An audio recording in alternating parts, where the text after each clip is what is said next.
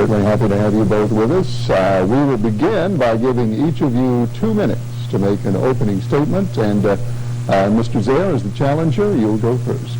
Hello, thank you, Ken.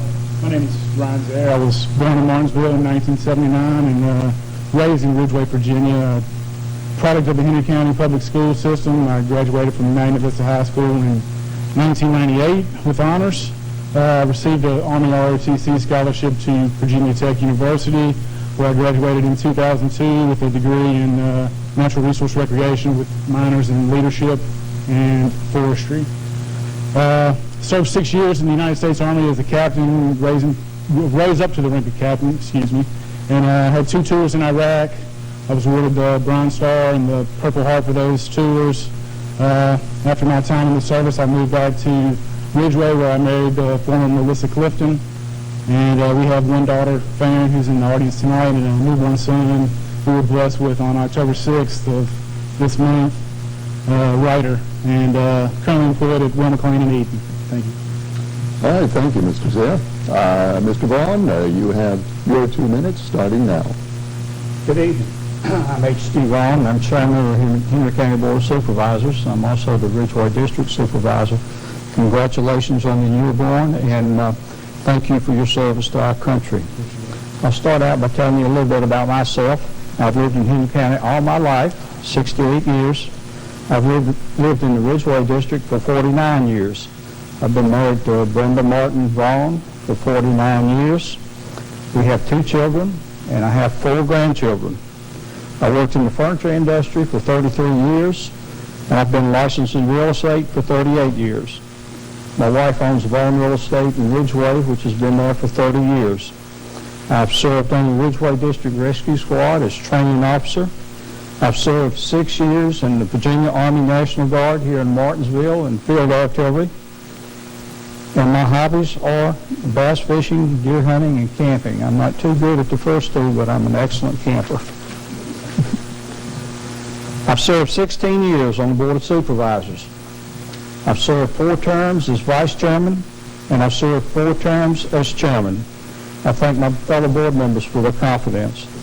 I spent 4 years on the Southern Virginia Economic Development Partnership Board of Directors, which was a regional economic development group. I spent 2 years on the Virginia Workforce Investment Board of Directors, and I've represented Henry County at our annual VACO conference. I've worked to keep taxes low. When I went on the board, our tax rate was 61 cents, and it's currently 48.8 cents. My priorities are and will always be economic development, education, public safety, and overall quality of life. I'm running on my 16-year record of service and accomplishments, and I ask that you re-elect me on November 3rd. All right, Mr. Vaughn, thank you very much for that statement. We will start with, Mr. Vaughn, since you mentioned quality of life, which certainly is important to everybody in the county. I have a couple of sets of numbers here. For Henry County, the population in 2010 was 54,154. In 2014, it was down to 52,081. What does that say to you, and we'll start with you, Mr. Vaughn, about the quality of life in Henry County, that the county is losing population? I don't think that speaks on quality of life. I think that speaks on the economy. Since 2007, we've been in a recession. We've been losing jobs. We started losing jobs in the early 90s. That's why I ran for the Board of Supervisors. We worked hard, and we did it, bringing new jobs and have new investment. It was $161 million and 2,300 jobs during my first term. But toward the end of the term, that's when the imports started affecting our local manufacturers, and our economy started going down. That happened over the years and has happened continuously through this time. But I think what has happened is that we have reached the bottom and we're at a turning point. For the first time in years, our jobs are on the plus side. We have businesses who are expanding. We've had new businesses come into the area, and I think they have confidence in Henry County. As far as our quality of life, we've done those things to provide for our citizens and also to attract new citizens. Among those things are the Smith River Sports Complex. We have 15 miles of walking trails, 8 river access points. We've got a new marina at Philpott, which has attracted a lot of attention. We also have a campground there. All of our boat slips are filled, and we have a waiting list of 30 people or so. And the marina during its first year paid for itself, and I feel that that's only going to get better. Those are the things that help draw people to our area. Also, we've initiated a litter campaign to try to clean up our community. I personally worked for a couple of ordinances that have helped in that area. One was a grass mowing ordinance, which I did a number of years ago, and the other was a litter campaign to try to, first of all, increase the penalties and discourage people from littering the highways and cleaning up trash. I work closely with the Henry County Sheriff's Office on a number of problems, and we have made accomplishments, but we still have a lot of work to do. All right, Mr. Brown, thank you. We'll pursue those things and other things, I'm sure. But I want to give Mr. Zare a chance to comment. Now, Mr. Zare, do you agree that the economy has bottomed out and Henry County is on the way up again? I definitely agree that the economy has bottomed out. I mean, we've lost a lot of business due to stuff moving overseas over the years. And, I mean, we have a new industrial park coming, Commonwealth Crossing, so I'm hoping that we can start gathering commitments for the Commonwealth Crossing, obviously bring in more jobs, which will in turn bring more people to Henry County and help increase the tax base. As far as quality of life, I mean, quality of life is focused around 3 major things. Education, obviously we have a good education system in Henry County. We have a new school that they're building in Figsboro, which I think is a good thing. I think we needed a new school. Some of the other schools we had were kind of dilapidated and no air conditioning and stuff, so we wanted to bring that up to par with some of the other schools in the area. But law enforcement's a big part of it, public safety, and then obviously outdoor rec. As Mr. Brown said, the Smith River Complex is a blessing. It brings in a lot of activities. And then just see if we can expand some of that, maybe put in some more access points or work with the hydroelectric people to see if they can release water to provide more opportunities for kayakers and canoers on the rivers and just different things like that to help increase the quality of life further. You said, or you were quoted as saying, as you can deny it if you didn't say it, but I read in the paper where you said Mr. Vaughn has done a good job and you're not running because of any dissatisfaction. No, I'm not. Why do you want to unseat him then? I mean, it's a free country. Everybody has their own priorities, and I've watched my dad do this for 20 years growing up, so I thought to myself, one day I think I want to do that too. And when I got out of the military in 2007, I came back to Ridgeway, and I had yet to get married. I was looking at starting a family, and I contemplated running for 4 years and then put it off, and finally 2015 rolled around, and I think this is the time. I'm married. I have a little girl and a little boy that was just born, and I want to do what I can to help the community become a better place. But I have nothing against Mr. Vaughn. He's been great. When my daughter passed away last October, Brenda and HG sent me a condolences card, and that was probably one of the nicest things we received, and my wife and I still have it on the mail. So nothing against HG. Mr. Vaughn, you, along with a couple of other supervisors, have said that you would encourage the state not to lift the moratorium on uranium mining in Virginia. Of course, that's an issue next door in Chatham County, and clearly it's something that could affect Henry County as well. There's certainly been a lot of politicking on that, and now there may be a court case on that. Has anything, since you offered that comment, changed your mind about uranium mining? No, I'm not for uranium mining. I did my homework on it. That produces a lot of tailings, as they're called, residue from the process. And I'm not convinced that can be stored safely. Yes, we need jobs in our community, and that's what we're working for. But uranium jobs are hazardous. I question the quality of people and the jobs that it will produce, and I don't think that's going to help our economy. I think it will put a stigma on this whole region that will help, which will probably keep jobs away from the area. So I'm opposed to it and will continue to be. It hasn't proved to me that it's going to be the economic boom that it has been flaunted to be. I think what would happen is they'd come in, they'd mine the uranium, and then they would leave an eyesore that people wouldn't want to live around. Mr. Zare, any thoughts on that? I'm actually not well versed on the uranium mine, but I'd have to agree. A lot of times, I mean, you look at past coal mines and stuff like that. They go in, they strip mine, and then what's left is a big hole, which is definitely an eyesore. So, based on what little I know about the uranium mine, I'll have to study up on it a bit more, but I would be probably opposed to that for sure.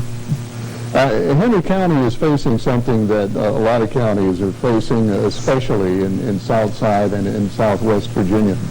And that is younger people growing up and moving away. If you look at the demographics, the percentage of the population in Henry County, 65 and over, is quite a bit higher than it is for Virginia as a whole. Mr. Zaire, what is the answer to keep those younger generations in Henry County? The answer is bring in new jobs so there's something for them to do when they graduate from school. I mean, right now, like they said, we're pretty much at rock bottom. Job market's not good, and Miller's leaving Eden, so I mean, that's not going to help us any. We've got the container warehouse right there in Ridgeway. A lot of their businesses with Miller, trucking companies and stuff. So I mean, we've got to bring something in that makes the kids proud of the community so they have a place they can say, hey, when I grow up, I want to go work there, or I want to come back to the community and make a difference. It's tough, but I mean, we have to be proactive and not reactive. Mr. Vaughn, how do we keep those young people in Henry County? I agree with a lot of things my opponent said, and that's why I've been working so hard during my terms in office. Economic development is one of the keys to that. We've got to get in new higher-paying jobs. The new Commonwealth Crossing Business Center in my district at the North Carolina line is one of those strategies that we hope will do that. It has railroad siding. It's going to be very classy, for lack of another word, park, and we're hoping it's going to attract those higher-paying jobs that will help keep our children here.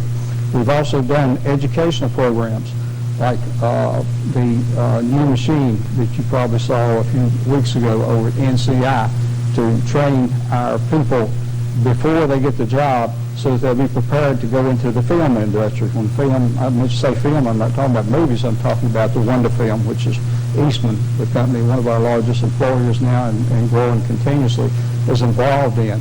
And the film industry, for example, Commonwealth Crossing, when we toured over there, Mr. Richard Hall told us that people could make $60,000 a year if they wanted to work, but they've got to be trained, they've got to be prepared.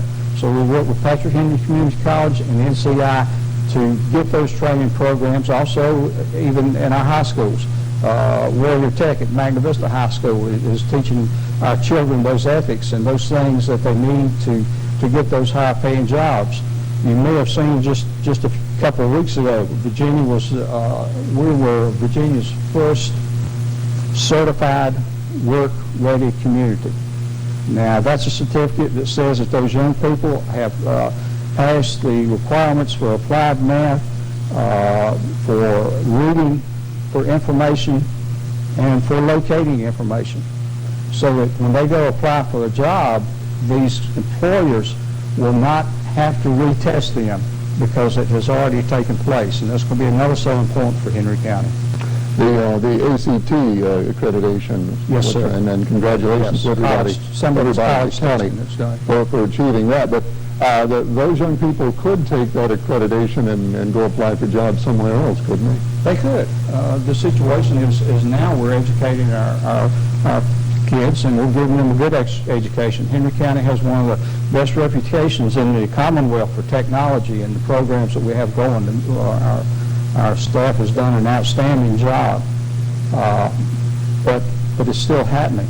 Mr. Will, you said the county needs to be proactive. I mean, it sounds like they're doing some proactive things now. Are they missing something? What more needs to be done? I don't think they're missing anything. I think it's just a matter of staying ahead of the game. And I mean, they're doing a good job. They're doing everything they can to try to bring in new jobs, and they've tried some different shell-type things that haven't worked out quite so well. But I mean, it's better to try new things and not do anything. So, I mean, the only thing we can do is just keep putting one foot in front of the other until we get something committed. And I think Commonwealth Crossing can be a positive thing, and I definitely want to help in any way that I can in trying to bring in new business that pays $40,000 to $60,000 a year. That'd be nice. Mr. Long? I take issue with one of the comments my opponent made. He talked about shell buildings. Our shell building program has been a wonderful success. RTI, titanium, is here because of the shell building. Eastman, which started out as Commonwealth Laminate, they went into one of our shell buildings. And we have our third now. It's getting a lot of attention, so that draws these businesses into our area, and they'll look at that, and even though they may not want that shell building, it gives our EDC people the opportunity to steer into something else. So the program does work. We've proved that. Are there any empty shell buildings? The one that I just mentioned that we've just recently built, we're getting attention on that. There are prospects, but it hasn't been finalized yet. Mr. Zare, you said that you would use your military contacts as a way to bring defense-oriented jobs to the county. Can you explain to us how you could do that? When I worked at the clock tower for Sparta, which did defense contracting for the Missile Space Intelligence Center, I worked for Colonel Greg Ains, and we did defense contracting. We know it can be done in the area, and I think that if using some of those contacts and maybe putting some pressure on the government, we could pry some of that away from the Beltway, because I think we could do the job a whole lot cheaper here than they can do in Fairfax and areas outside of the big city, you know, where you'd make $50,000, $60,000 a year. We could bring those jobs here and pay people $40,000 to $50,000 and do just as good, if not better, work with the people from Henry County. But I guess you could make that presentation to almost any industry, that they could come here Right. and do whatever it is they do for less than it would cost them to do somewhere else. So clearly that's one selling point the county has. What do you think are the other strong selling points that maybe some that haven't been exploited fully? I mean, with education, location, I mean, we're right in the middle of major cities, Roanoke, Greensboro. I mean, it's not super busy. You're not going to have super traffic going to work in the morning. I mean, that's kind of ruralized. I think it's a selling point. And then just education, we have strong education, as Mr. Vaughn said. Those are big aspects for Henry County, and I think that the racetrack and other areas like that help bring in tons of money. But Mr. Brown, you've described some of the things the county is doing, and it certainly sounds like some good things. But of course, when we put ourselves in the position of the people in the county who want jobs and want more jobs and have been through what the county has been through over the past 6 or 7 years, it's only natural for people to say, well, when? How fast? How are you going to speed this up? Can't you make this happen quicker? What can you say to those folks? Let me make a comment. Mr. Zare has been a lifelong resident of this county. He doesn't have to be on the Board of Supervisors to try to talk with these people to get those jobs in here. We all need to be ambassadors for Henry County. We need to keep our properties clean. We need to keep our neighborhoods looking nice. We need to do everything that's going to make that first impression on those companies so that they'll look at it as being a nice, safe neighborhood.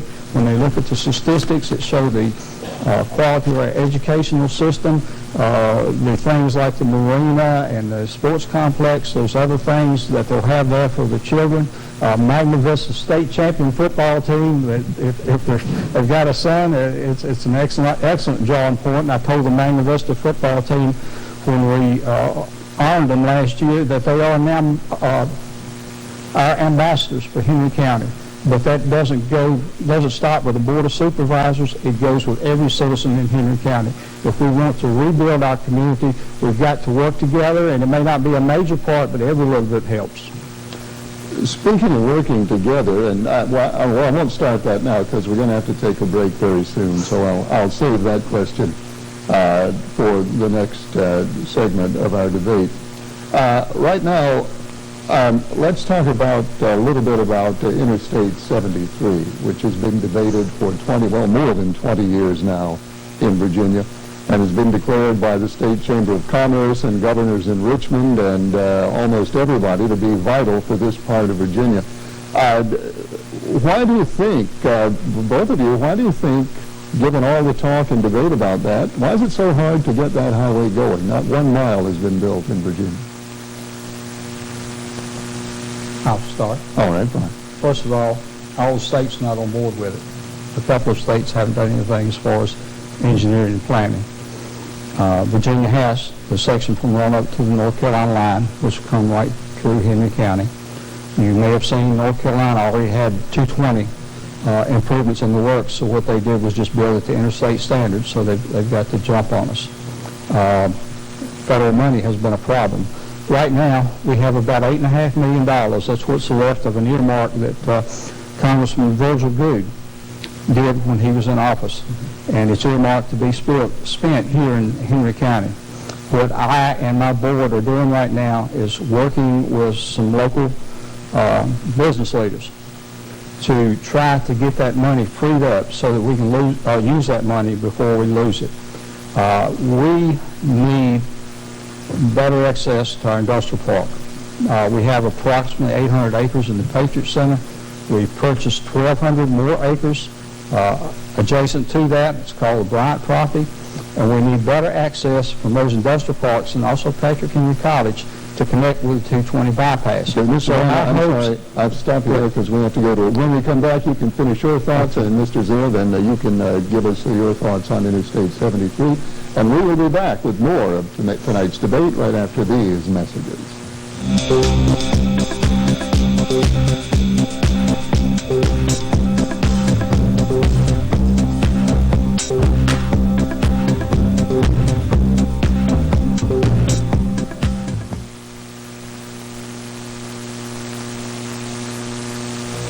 Punching in a vehicle you like, and it says e-price, click here. Well, I love that when you click there and you got to give up all this personal information. I'm Chuck Ionati, the general manager at Tri-City Dodge Jeep. You want to come and shop around, you'll never be asked for your personal information. Oh, and by the way, we actually post our lowest price right online without you giving up any information. Brand new Renegades at $20,990. We will never miss a deal to a big city price. That's only in Eden, North Carolina, US of A. I represent the fourth generation of my family's business here in Martinsville and Henry County. At the turn of the century, my great-grandfather was a general manager of Lanier Farm, a 2,000-acre farm that was one time owned by Patrick Henry. In 1928, he engaged a famous town planner to develop a premier subdivision of Forest Park and Drury Hills. In 1928, he incorporated Reeves S. Brown Realtor, which is now celebrating its 87th year of serving this beautiful community. Our logo is the original signature of Reeves S. Brown, and it's through his leadership we are constantly reminded that we make our customers and clients number one. Hi, I am Gina Ashbrook, the property manager. We offer full service management of homes and apartments and tenant placements. We have a full staff on hand. I have Sandy Height, my assistant, and Cindy Gilly, our account executive. It has been our honor and privilege to serve 4 generations of families with their housing needs, and we will continue to strive to uphold your trust in our tradition. Welcome to Fido's Finds and Kitty's Collectibles, where every sale and every donation benefit the Martinsville Henry County SPCA Animal Shelter. Located at 133 East Main Street in Uptown Martinsville, this thrift store and more celebrates its first anniversary in the newly renovated location. Staffed by volunteers, it showcases new and gently used items, as well as beautiful antiques for shoppers who enjoy a unique shopping experience. Store hours are Tuesday through Friday 10 to 5 and Saturday 10 to 2. Donations are accepted during business hours. Collection service is available for furniture or large items. We cannot accept all items, so please check with the store before bringing donations. Call us at 276-656-1101. Our customers return often, and you will too. And don't forget to like us on Facebook. We've been broke into 5 times, and it's to the point where we're just frustrated. We're thinking about moving our business out of the county. We had the actual video. We turned in the tag number, the individual's name, and never got any response. And it's time for change. We need somebody to come in that's going to help the business owners. My name is Jerry Farmer. I'm running for sheriff of Henry County. I will show up to work and I will answer my phone calls. For positive change, vote for Jerry Farmer for sheriff, November 3rd. This commercial has been authorized by J.W. Farmer for sheriff. Our families deserve a secure future. As mayor of Martinsville, Kim got things done. She helped us pass a law to protect families from violent offenders, restored local schools, and worked with Republicans and Democrats to help get the local economy back on track. As our state senator, we can count on Kim to work across party lines to get things done for our families. Kim won't play politics with your health care. As our state senator, she will fight to get hardworking families the quality, affordable health care they deserve. In the Senate, Kim will focus on increased access to local, affordable community colleges and vocational training programs. Kim will take a comprehensive approach to bringing good jobs back to Southside by creating an environment for businesses to thrive. Let's put our people back to work. Vote for Kim Atkins for State Senate on November 3rd.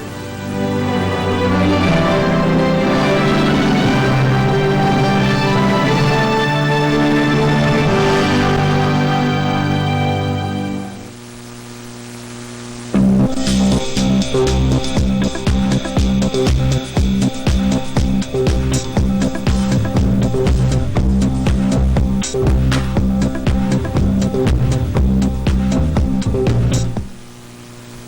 back. I'm Ken Eccles, and this hour we have with us the two candidates for Henry County Supervisor from the Ridgeway District, the incumbent H.G. Vaughn, the challenger Ryan Zare. Next hour we will have candidates Mike Sidley and Tommy Slaughter from the Reed Creek District. When we ran out of time earlier, Mr. Vaughn, you were talking about Interstate 73, and we were wondering how come it never gets built. You know, you can drive on it in North Carolina, but not in Virginia. So go ahead and continue with what you were saying, please. The likelihood of I-73, the total I-73, being built will probably not happen in my lifetime. It's going to take a long time. Like I say, 2 states have not even done anything on it. Until the whole thing is built, we won't realize the real economic boom from it. But what we're trying to do, and we've asked VDOT before, to build a 4-lane road from our Patriot Center, which would also accommodate Patrick Henry Community College, and connect it with the existing 220 and Route 58 bypass. What our hopes are, or one of our strategies right now, is to hopefully have a 4-lane road built from the Patriot Center to the 220 bypass, build it under state standards, but have it taken in as I-73. It would be designated as an I-73, but it wouldn't have the full economic impact, but still it would be a great asset to us to have that access from the 220 bypass to our existing. Well, what do you think the chances are of getting that done? We're working on it. We have not only worked with our local business people, but the county has hired, for lack of a better word, a federal lobbyist to work with the Federal Highway Administration and our congressmen and senators in Washington to try to push this. And one big selling point is our business park and how it's growing and how that will accommodate us immediately, and also get our foot in the door with the I-73 designation. Right. I have been involved in I-73 since 2001. In 2001, that's when they issued the first route for I-73. That was a hazard, a catastrophe. They had that route going between 3 of the nicest subdivisions in my district. That was Glen Court, that was Shannon Hills, and that was Farmingdale. I worked with our citizens. I wasn't even on the board at that time. They came to me and asked me if I would help because I had served the previous term. We got together and we worked to get I-73 moved. It was the first time in 25 years that the Commonwealth Transportation Board had reneged on its route, and they moved that route. Secondly, we had it moved again working with our business people. The route that they came up with was supposed to go way out, a big radius from the city of Martinsville. We convinced them that they needed to move that route and come down our existing bypass. There's 5 miles of road there that could be easily upgraded to interstate standards. It would save taxpayers millions of dollars by doing that, and we were able to convince the Federal Highway Administration to follow that 5-mile route and save taxpayer dollars. But, Mr. Zare, transportation obviously a critical thing for economic development. It's been discussed for years that an interstate highway or something very much like one is critical for Henry County to develop fully. Your thoughts on Interstate 73, and I don't know how familiar you are with that process. Well versed as Mr. Vaughn, since he's, like you said, he's been on there since. But the general question of getting a road, that kind of surface improvement transportation in Henry County, how do we go about it? Just continue to do what we're doing. We got to keep lobbying. I know some of the local business leaders in the community have actually donated land to help try to make this a reality. Mr. Kimball, just keep putting pressure on VDOT and the legislative branch and people who represent this area, and just show them how important it is for jobs, because, I mean, the economy can't get any worse, so we need something, and this might be the thing we need to turn things around, but you just got to keep putting pressure on them. The city of Martinsville, obviously you're not running for Martinsville City Council, but the city of Martinsville, like many localities in Virginia, has been through some economic tough times, and it may well be now that the city of Martinsville is broke, or something very much like broke. We'll start with you this time, Mr. Zare. Is that Henry County's problem, and might that become Henry County's problem? What's going on in Martinsville? I mean, as of right now, I don't think it's our problem, but I mean, in the future, there's probably going to be talks about another merger, but I think as a potential Board of Supervisors member, I just need to do what's in the best interest of the county and always keep the county's best interest in my mind. And what would be the county's best interest in a situation like that? If it came down to the only way that Martinsville would survive as a merger, then just look at all the data at the time and try to decide what's in the best interest for us as a county. I mean, we don't want to absorb all their debt by any means, but I don't know if we can afford to let them fall to the wayside either.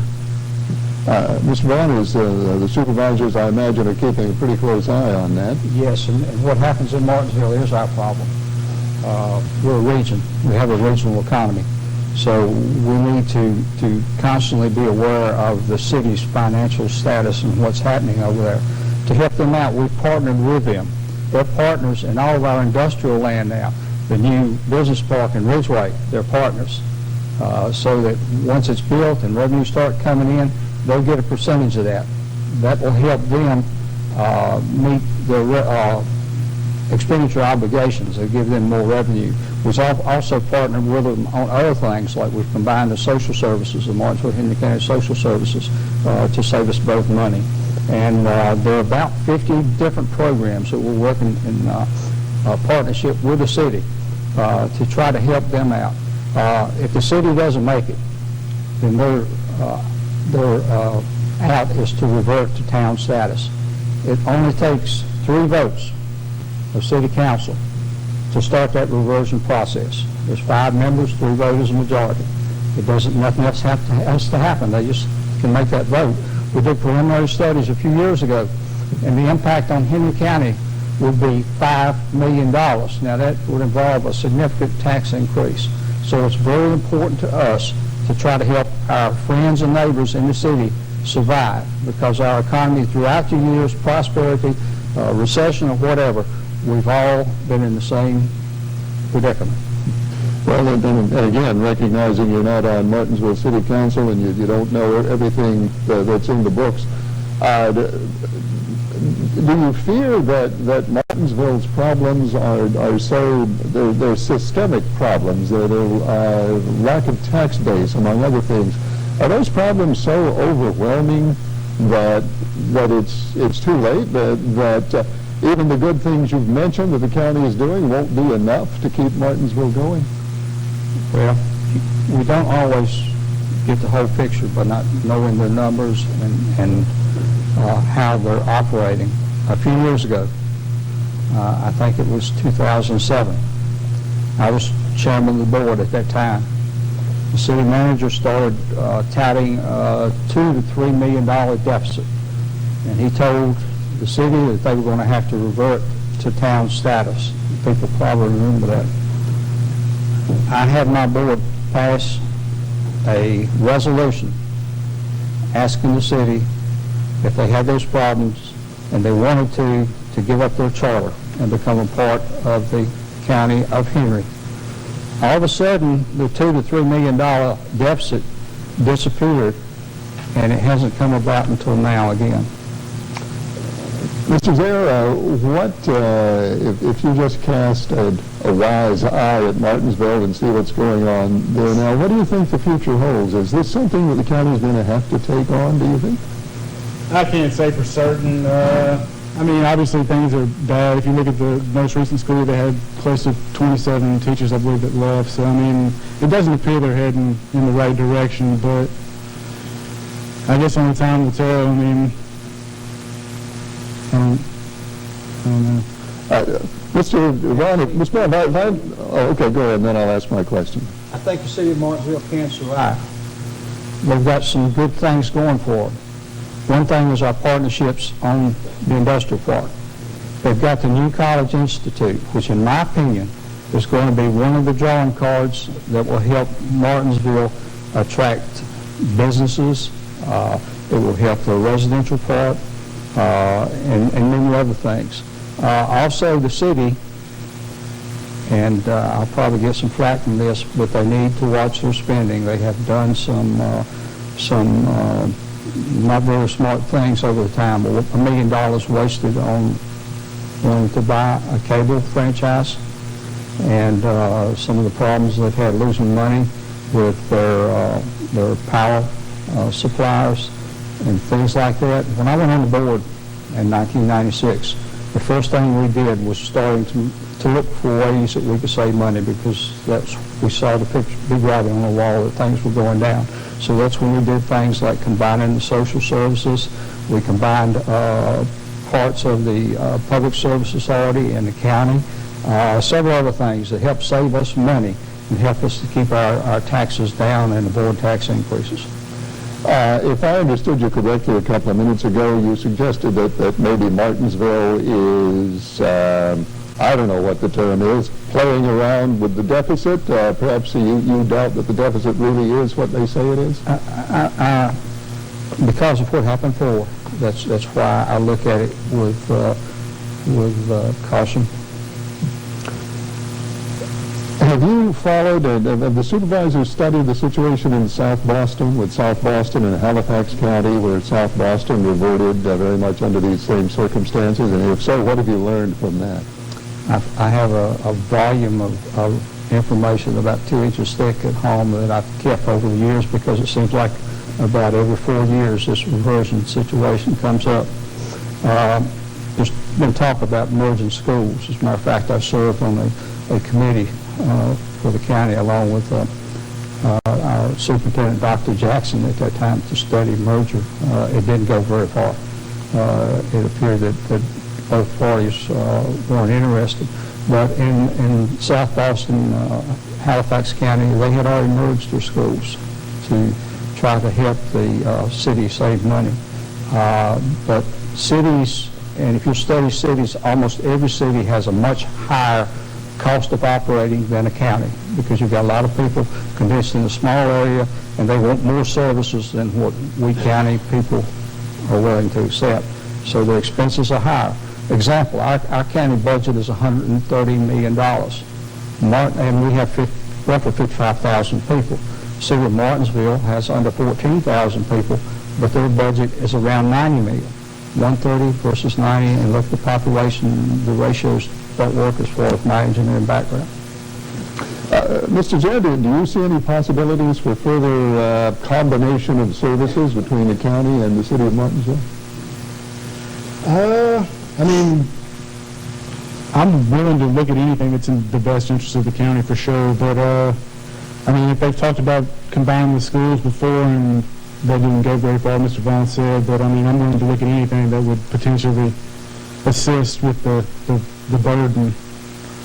Are there any circumstances, I'll just ask you both to answer this, and Mr. Zay, you can answer first, any circumstances under which either of you would support a full merger of Martinsville and Henry County, short of Martinsville mailing its charter into Richmond and not being a city anymore? Any imaginable circumstance, Mr. Zay? I just have to look at the facts at the time. Like I said, I don't want to do anything that's not in the best interest of the county, because obviously I'd be elected to make decisions for the county, not the city, and I wouldn't want us to be taken advantage of if we don't merge on the right terms, so to speak. But And Ms. Vaughn, can you dream of a set of circumstances that would lead you to support that, short of Martinsville reverting? No. Not I've been whatsoever. through it too many times. What happens is when you start talking merger, it becomes a war. City people, county people. The only way that I can see that there would ever be a merger of city and county is if the city reverts to town status.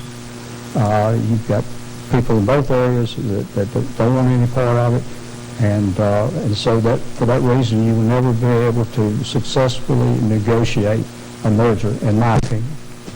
Right, we have to pause for a break. Our two guests this hour are H.G. Vaughn and Ryan Zare. They are candidates for the Henry County Board of Supervisors from the Ridgeway District, and we will be back right after these messages.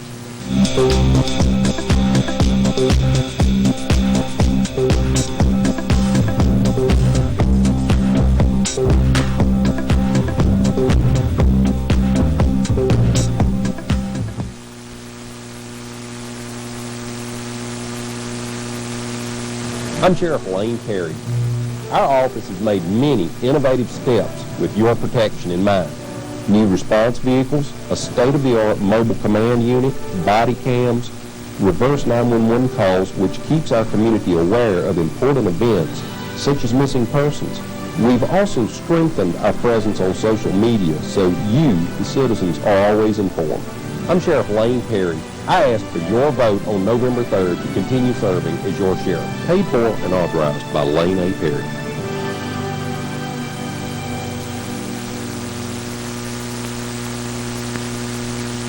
Get ready for a historic job announcement in Martinsville and Henry County. My name is Jay. I'm the Client Services Manager.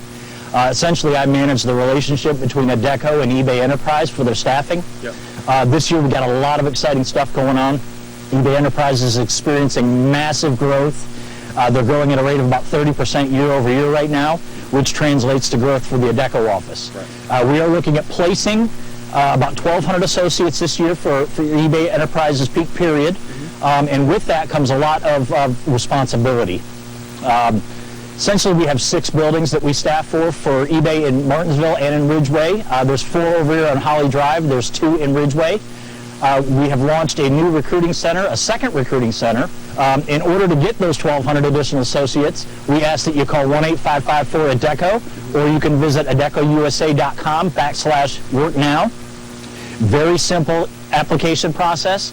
If you call the 855-4-ADECO phone number, we can go ahead and take a pre-application for you over the phone, set an appointment for you in one of the 2 offices that I mentioned earlier.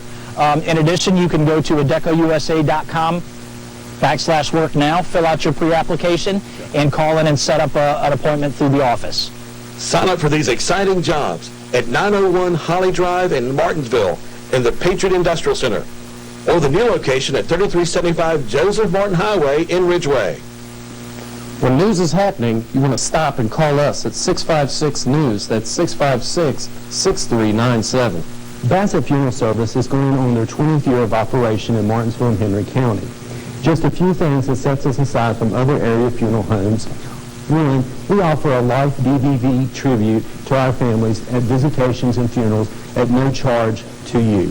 We take a cooler of water to the cemetery for our families and their guests for their comfort in the summertime. In the wintertime, we also take blankets out to the cemetery for the warmth of our families. We also offer a nursery for our families to use during visitations and funeral services. In addition, we also offer a reception area for our families to use, either for a meal or a time of fellowship following the service at no additional cost to you. If you have pre-arrangements at another funeral home and would like to transfer to Bassett Funeral Service, we will honor the prices of your services and merchandise that you paid. If you have any questions, please give us a call. Bassett Funeral Service is Bassett's only locally owned and operated funeral home. Hey folks, I turn on the TV and all I see are these crazy car commercials, people yelling and lying. No wonder why people hate to go to a car dealership. My name is Chuck and I'm the general manager here at Tri-City Kia, and we do things a little bit different. You want to come into the lot, you want to browse around in our cars and leave? You can. We will never get beat by a big city dealer. Take a look at this. $13,990 for a brand new 16 Kia Soul. No jumping through hoops. The lowest dock fee around. That's only in Eden, North Carolina, US of A. Here at Martinsville Electronics, we've got all your accessories and cards that you'll need to keep your computer running. Keeping in stock new and used computers. Not only do we cover sales, but don't forget about our award-winning service. Featuring great deals on Dell desktops and laptops. Martinsville Electronics, 1104 Chatham Road, across from Cooper Field. 276-632-8786. Kim and I have been married for 27 years, and trust me, Kim will make a big difference in Richmond.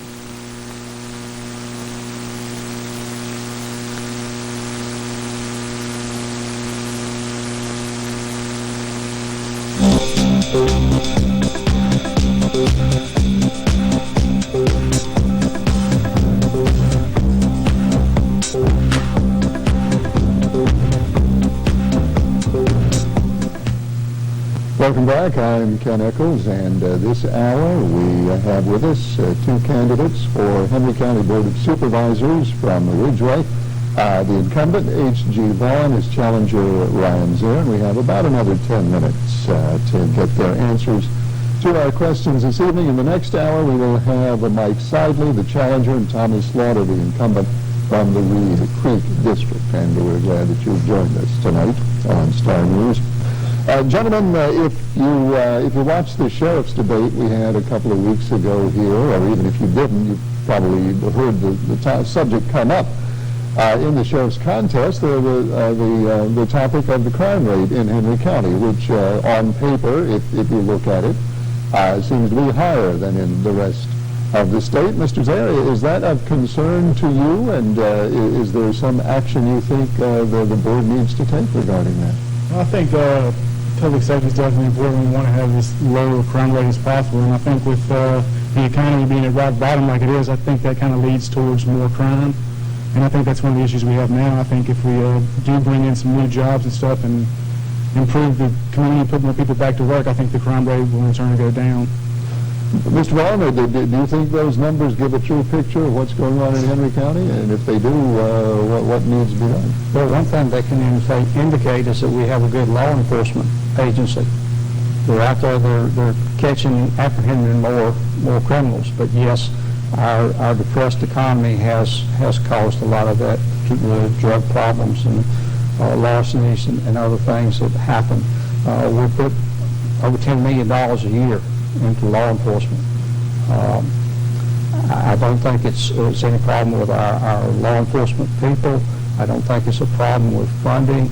I think it's a problem with the economy and getting good paying jobs so that these people have security. They won't have any reason to go out and steal or whatever they do. Drugs will continue to be a problem, and that's one of the priorities for our sheriff's department. So it's something we just have to constantly work on. Well, related to that is the county jail, and the supervisors have certainly had a fair amount of discussion about the jail and what's there and what isn't there and what needs to be there.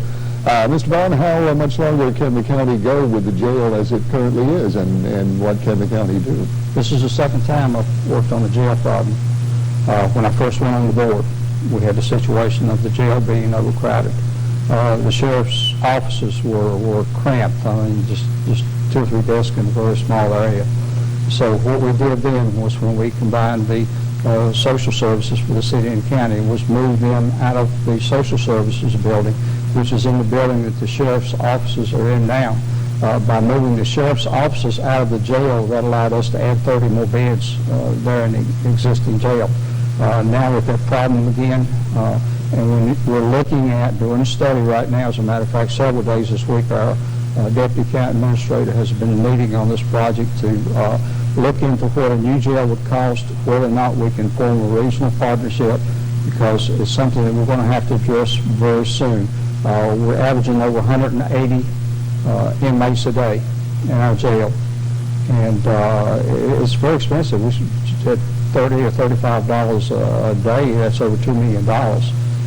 So hopefully we can come up with a solution to that and possibly save some costs at the same time.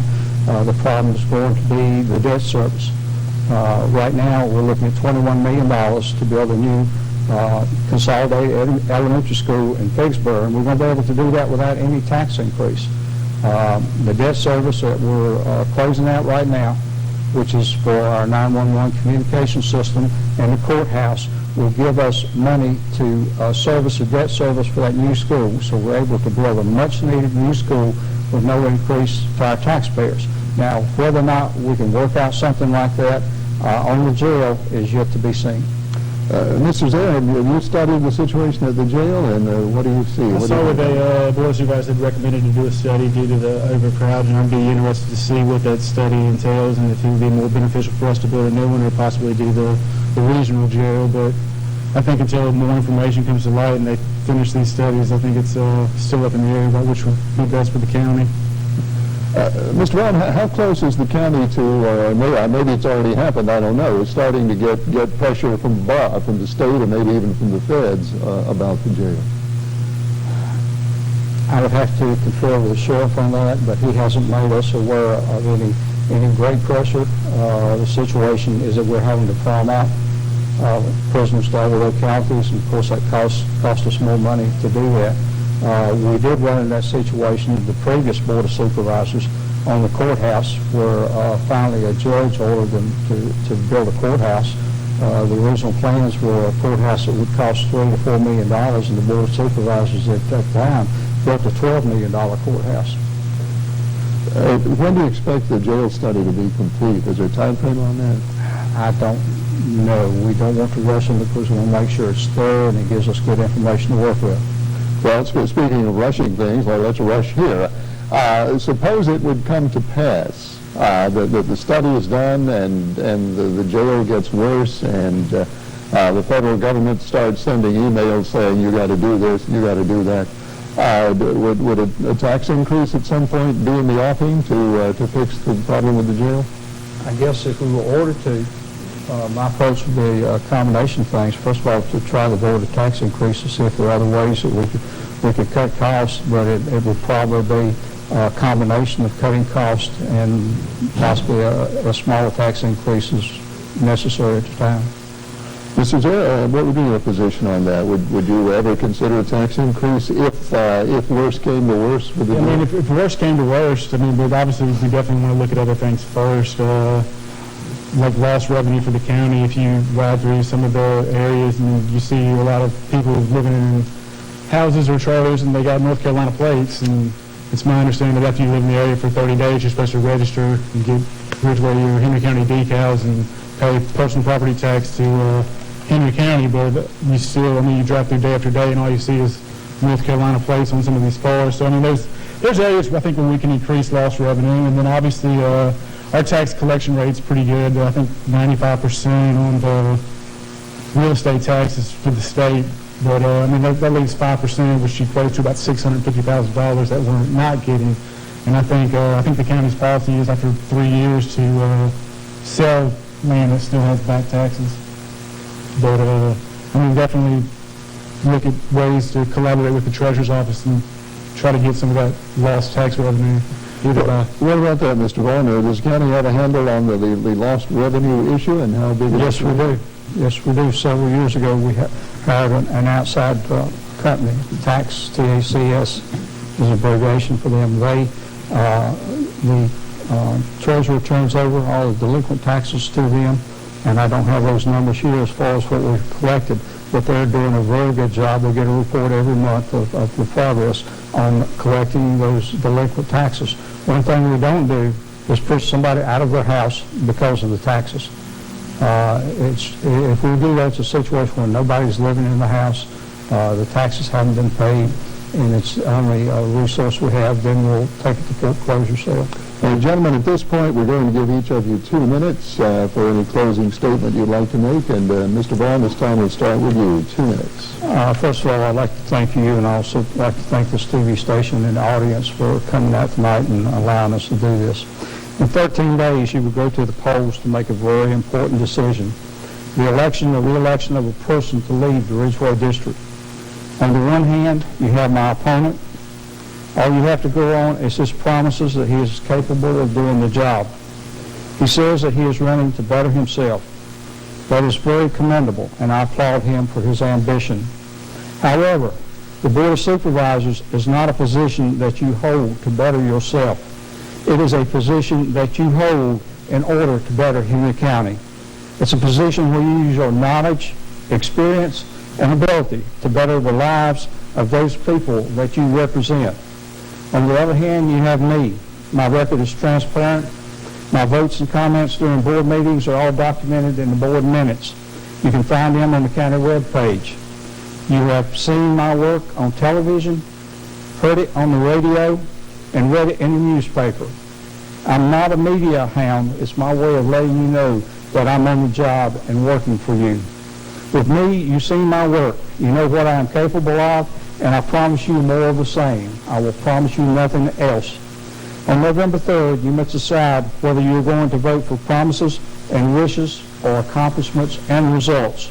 We must not allow two people from the same family to control all of Henry County's tax dollars. His father is on the Henry County School Board, which is $78 million of a $130 million budget.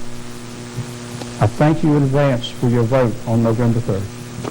Right. Mr. Zare, you have 2 minutes. like you said earlier, Ken, while many of the young people choose to leave this area, I chose to come back after completing my service in the United States Army. And while I do wish to better myself, I also wish to better the community for my children and my family and other people in the community. And the same way I served my country with dedication and honor, I plan to serve the people of Henry County. So I'd appreciate your vote on November 3rd. Thank you. And since you didn't use all your time, I'll ask you very quickly, should your family connections be of any concern to the voters? I don't see any reason why it should be, but that's up to the voters to decide, not me. All right, gentlemen, thank you both very much. In our next hour here on Star News, we will hear from Mike Seidley and Tommy Slaughter. They are candidates for Henry County Board of Supervisors from the Reed Creek District. We hope you'll stay with us. We'll be back after these messages.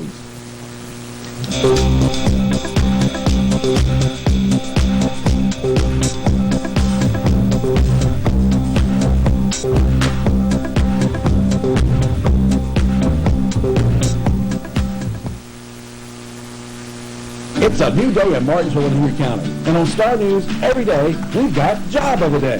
Before we wrap up, let's take a look at Job of the Day. And now it's time for the Job of the Day. It's all sponsored by jobs.martinsville.com. Job of the Day, only on Star News. For your job, it's just a click away. Visit jobs.martinsville.com. And don't tell me there's no jobs in this town. There are jobs all over. Simply go to jobs.martinsville.com. We want to make you aware there are jobs in Martinsville and Henry County. Find out the Job of the Day on Facebook as well. David Martin is one of the greatest realtors, I believe, in the world. He was great to work with. This is my first experience, but has been a great one. He even put my floor in the kitchen. He even helped with landscaping and just making the house sellable, and I am so excited. He helped me sell my house. Call David Martin first, and I can be sure that you are not going to be thrown a curveball. Go get David. Go get David to help you. He's great to work with. Everybody's been asking, where's the famous Barbara Burnett? Everybody's been asking, where's Burnett? If you'll call me, I'll tell you. 956-2801. 956-2801. If you need a haircut, call 956-2801 to find Burnett. Good deal on this Honda, or I'll put a spell on you. What kind of spell? Want to see? I can make you dance around like a chicken. We make good deals for everybody. Perfect. The Addams Family, the musical, starts at PACC October 22nd through 31st. That's my job. Take $5,000 off the 2016 Honda Accord Cross Tour. Carpet 1 room, 2 rooms, the whole house. And the labor? It's free. What the home centers charge for, Carpetland USA does for free. Free pre-measure and estimate, free lifetime installation warranty, free financing, and free labor on every carpet from HGTV Home Flooring by Shaw. Fashionable floors that stand up to life. Plus, save up to 15% on hardwood, laminate, tile, and vinyl floors, including HGTV Home Flooring by Shaw. All with no interest for 1 year. Get the best and spend less. At Carpetland USA. Sun's out, rain's gone. Time to get your car washed. Come by any of the Nelson dealerships, get your oil changed for $29.95, and get you a free car wash. Come see us. The sun's shining.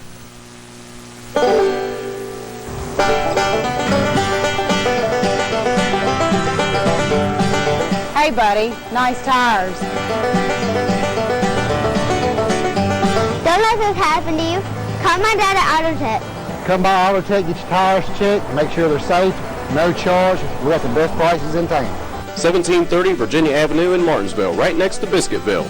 276-666-5957. Hi folks, it's Rockin' Pete here at House of Stars in Madison, North Carolina. Just wanted to let you know about our Virginia Rent-to-Own program. We want more of your Virginia business. We offer rent-to-own on all storage buildings for 36 monthly payments, a small down payment, and no credit check. We now deliver to Pennsylvania, Franklin, and Roanoke County. And don't forget our metal carports and garages, put up anywhere in the state of Virginia. Best quality, selection, price, House of Stars, Madison, North Carolina.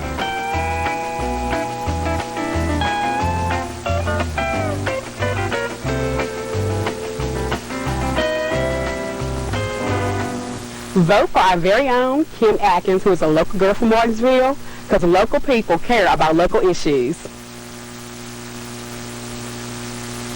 Hi, I'm H.G. Vaughn, and for nearly 16 years I've had the honor and the privilege of representing the Ridgeway citizens on the Henry County Board of Supervisors.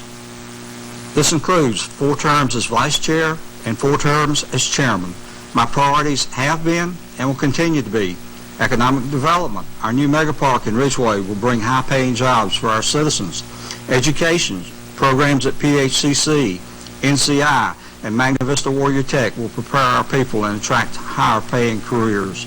Public safety, the Ridgeway District is safer because of highway improvements and career EMS staffing, and overall quality of life.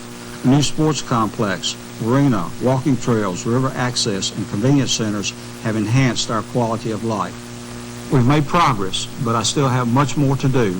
I ask for your vote on November 3rd so that I can continue my work. Thank you. I'm H.G. Vaughn, and I paid for and authorized this ad. Only the strong survive. Yeah, you gotta be a man. You gotta take a stand. You're watching Martinsville Zone, WMDV 44.1.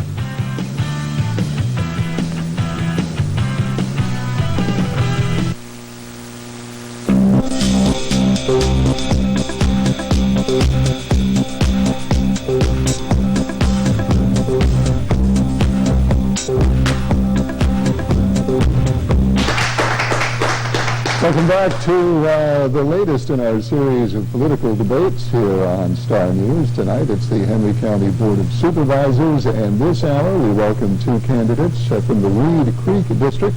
The incumbent from the district is Tommy Slaughter. He is on your right, and on your left his challenger Mike Sidley. And gentlemen, welcome. Thank you, sir. Appreciate it. Very happy to have you with us. What we'll do first, as we always do, give each of you 2 minutes for an opening statement, and we will start with the challenger, Mr. Sidley. 2 minutes. Yes, I have served on the Board of Supervisors from 96 to 2004. I was talked into it by a past member of the board, which that was Jack Dalton, and he pushed me into it, and I did enjoy it that time. The reason I did not come out, I ran in 2004, but I did not get it for the simple reason it was mentioned in previous candidates up here. I pushed for the combination of building a single school system in Henry County, Martinsville. At the time, the 2 systems were, far as on a scale, they were pretty much even as far as education allowed or given. Today, I do not think that is the situation. I don't support that now. I don't think the city has the educational ability or able to put out an education such as the county is offering. We have 3 children that did very well in Henry County schools. One is a technical engineer for Time Warner. The other one builds high-performance racing engines throughout the United States. And we have one daughter that's an attorney in Florida, and if you never get down there, she might be able to help you out. But we've been very fortunate. We've lived in the area up in the Reed Creek for 39 years. Been married 349, I believe is what it is, last time I told her, but I've enjoyed every bit of it. I think that Henry County needs a little bit of change. I was encouraged by many people within the district that they need to have a little more, I wouldn't say transparency, but need to have a little more contact with the supervisors. And initially I did not intend to run for supervisor, but after hearing considerable comments that I do not have a problem talking, as you can see right now. I enjoy seeing getting things done, and anybody I work for, which I've known some fine people in Henry County and across the nation when I've been engineers for several companies, as well as having my own business. And that is 2 minutes, Mr. Sidley. Can I borrow a couple? Well, we'll work something out later. Mr. Tommy Slaughter, the incumbent, you have 2 minutes. Thank you, sir. I am a lifelong resident of Henry County, born and raised, educated in Henry County, have lived here all my life. Started out in law enforcement. I started out with the city of Martinsville, worked almost 30 years in public works and law enforcement for the city of Martinsville. Retired and decided I needed something else. I needed to listen to complaints again. So I decided to run for the Board of Supervisors in '03. At that time, as Mr. Sider said, he was on the board. At the time, Andy Parker and I challenged him, and we received about 82% of the vote, which told me that people were ready for a change. At that time, Andy beat me by 1 vote. So he put me on the PSA board. So I served 4 years on the PSA board for the county, and then decided to run for the Board of Supervisors again. At that time, Andy did not. He was seeking a state office, and Mike and I run against each other again. At that time, I received about 62% of the vote. So and then the last election, I run unopposed. I have enjoyed and very proud to serve the people of the Reed Creek District, and I think and I use we a lot, which I couldn't use while I was in law enforcement because they always wanted to know what you saw and not what we saw. But as far as our board right now, I use the word we a lot because we've got a good team, I think, and we work together. And as everybody knows, one supervisor, and that's what I tell everybody, that I'm not going to promise them other than I'll do the best I can. But it takes 4 to get anything done. And so if you don't have a good working relation with the other members, then you don't have anything. So I enjoy what I've done and the things we've accomplished. Thanks, sir. Thank you, Mr. Slaughter. Mr. Sidley, you were quoted, based on what I read in the paper a few months ago, saying you got into the race because you were not happy with one of the candidates on the ballot, which most people took to be Mr. Parker, and he's not on the ballot anymore. You still are. Let me tell you a little story on that first, Ken. When Tommy came out I believe it was January, you announced it in January, Tommy. I have a good friend of mine, Tommy knows him, came to me and asked me who to vote for. I said, I have no problem. He doesn't talk a lot. He doesn't create any confusion. Don't need any more confusion over there. And I said, you vote for Tommy.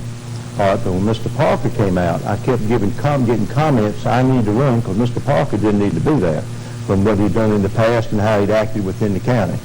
And that was, I went to my wife and I asked her, first thing up, no, you cannot do it, period. Well, she kept hearing it. I've never asked her again. She kept hearing it. And if we go out to eat a little place, and Tommy knows where it is in Fieldale, people come up and ask me about it. I point to her. She says no again. It came up to about 3 to 4 weeks before that had to have all the petitions in, and I had no idea Mr. Palmer was getting ready to run in Collinsville.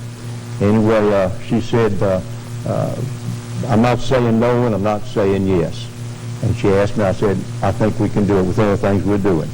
And that's when we got the petitions up in about 10 days. I had no idea Mr. Palmer was running. As I told the newspaper that I'm looking to run for 4 years because I understand that Mr. Slaughter may have some problems as far as getting with the people throughout the county, because I've been asked by people throughout Reed Creek, in all areas of Reed Creek. And but they know that I don't mind talking as I'm talking to you right now, Ken, but I don't like to pride myself in stringing it out, but that's how I got into it. That I was told that having trouble getting in contact with Mr. Slaughter, and this was the reason. But I've been approached by others that said that Mr. Parker should not be part of it, not just myself. I was familiar with Andy, and I think Tommy's the same. I'm not asking how he feels about Parker, but the situation that happened with his daughter was very devastating. And I believe neither you or I did any campaign at all for about 4 weeks. Didn't talk to anybody. I know I didn't. I didn't see anything you've done either. Well, let's hear from Mr. Slaughter on the point of people having trouble getting in touch with him. A problem there, Mr. Slaughter? That's new to me. The only thing I've heard is I have got some stuff. I'm from the old school. I'm not a computer person. The whole time I was a police officer, I had my phone number listed in the book, which was very unusual for police officers at that time. But I wanted to talk to people. I love, as Mike said, I love to talk to people too, and I can feel a lot from a person from their voice, I feel like. So I don't particularly like email stuff. I like a two-way conversation. And so the ones that call me on the phone are the ones that I've heard from, that I've gone out and investigated problems or whatever they have, then I haven't heard that, other than, like I say, I've had 2 or 3 that sent me an email, and they said, you know, it took 2 or 3 days for them to get an answer back or something, or you get back in touch with them. And I'm a farmer. Since I retired from the police department, I have a farm and cattle, and I don't sit behind a computer all day. So, you know, I check the emails fairly regular, but not, I won't say every day. So, you know, and like I say, my phone number is in the book. It's been listed for years, and I appreciate calls and get a lot of them. So, and return them. That's the one thing that people have told me in the past, that, well, said the other guys that were in there before you, they never got back in touch with us at all. So I felt like, you know, from that the ones I was talking to felt I was doing a good job. Mr. Simon, you said in your statement that there needed to be a little change with the county, and then you mentioned transparency. So you mentioned transparency in your opening statement. There's not enough transparency? The board, since this year, since Tommy announced, I started, Tommy will tell you, I've been at the board meetings. That's not correct, Tommy, I've been the majority of them, and the other man is not. I've not seen a whole lot of discussion when the board meets. Now, they may be doing it in closed session, I do not know that. But there's been very little discussion within the supervisors' meeting. Might read a motion off, somebody seconds it, and you go ahead and vote. But there's not a whole lot said. Now, what's written in the paper may be gotten information after the meeting was over. I do not know that. But I'm not privy to that. But I do know that there's been, the meeting lasts about an hour, and they go over about 15 different items or whatever it is. An hour and 10 minutes. Could you cite a particular topic that you think ought to have been discussed in the open and wasn't? Well, one particular one, Ken, that bothers me, and Tommy will remember, I came aboard the supervisors over there, and there was a big company that went into Pulaski. It came out of Venezuela, I think is where it was, and they were looking for a $20 million investment, added $20 million investment, 200 employees. It was written up on the front page of the Ronald Times. Pulaski got it. Henry County was in part of the running on it. Henry County should have been able to do what these people are asking for. It was on the front page of the paper, and I got an appointment to get on the Board of Supervisors' agenda. But it appeared to me that nobody on the Board of Supervisors knew anything about it. There was no comments about what I had to say. But that was at the 3 o'clock meeting. At the 5 o'clock meeting, Mr. Heath came in, and I'm sitting right on the front. Tommy will tell you so I can hear everything. And Mr. Heath is standing on the right, and he's going over why we couldn't do this. He kept looking over at me and looking over at me the whole time. Well, when the meeting after the 5 o'clock presentation was over, I wanted to speak to him. Well, he turned and ran, but happened to be one of his board members called him out there. And he said, the board member, talk to Mike. She knew me, and she said, Mr. Heath turned around and said, if you have any questions, you ask me. And then turned around and walked away. I did not appreciate that. I would thought that with bringing it up, the board should have had some question of why they didn't, and you may have known it, I don't know that. But I know that they were in the running for that particular operation. Mr. Slaughter, can you recall that? Any comment on what that situation was about? I remember the ones going into Pulaski is like a lot of them that we're in the running for. But when it gets down to the final straw, it's most of the time who can put the most money in the pot and that kind of thing as to who's going to get it. So I don't recall right offhand. I mean, there's so many of them that, but Mark Heath keeps us very, very well abreast of what's going on and what they're working on. And well, is that something that would have been discussed in open meeting in front of the public or not? No, sir. I would have thought there'd be questions from the board why they didn't get it. That would be my thing. Our board policy has been basically we try not to cause a conflict during the meeting. And, you know, if somebody comes and addresses the board and it's something we need to do some investigating in, then we take it and go further with it to try to find out an answer. But most of the time when somebody comes and hits you cold with something, you can say something off the cuff that's going to come back to bite you. So we all have pretty well got into the policy and the habit of taking what's said and investigating it further and see if it's something that needs to be addressed. But Mrs. Lally, from where you see things on the board, is there any lack of transparency? Is there any area at all in which the county needs to be more transparent in how it operates? I don't know what it could be.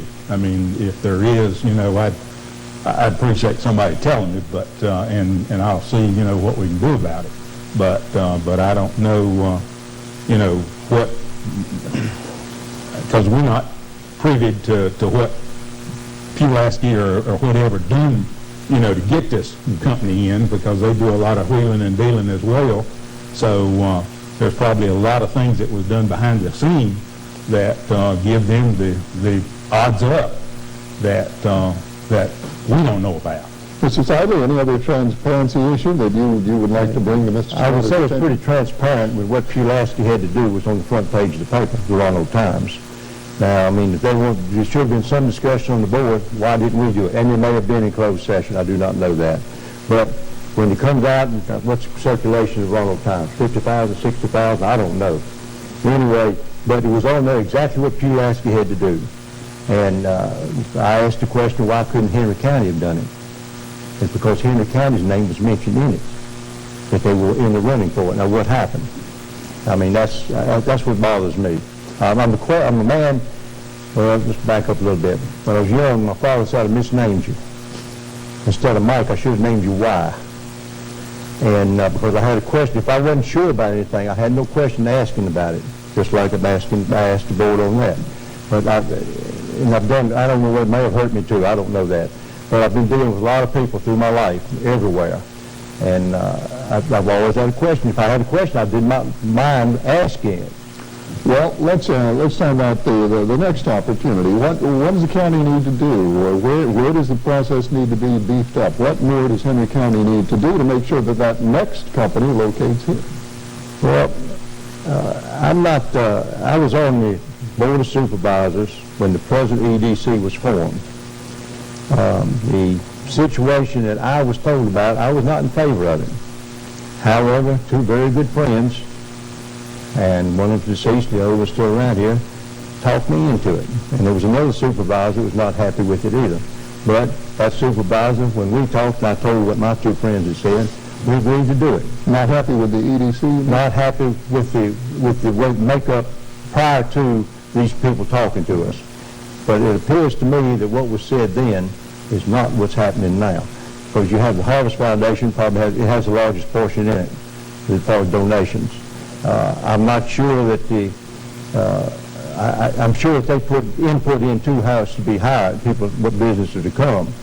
But I don't say take everybody, don't get me wrong.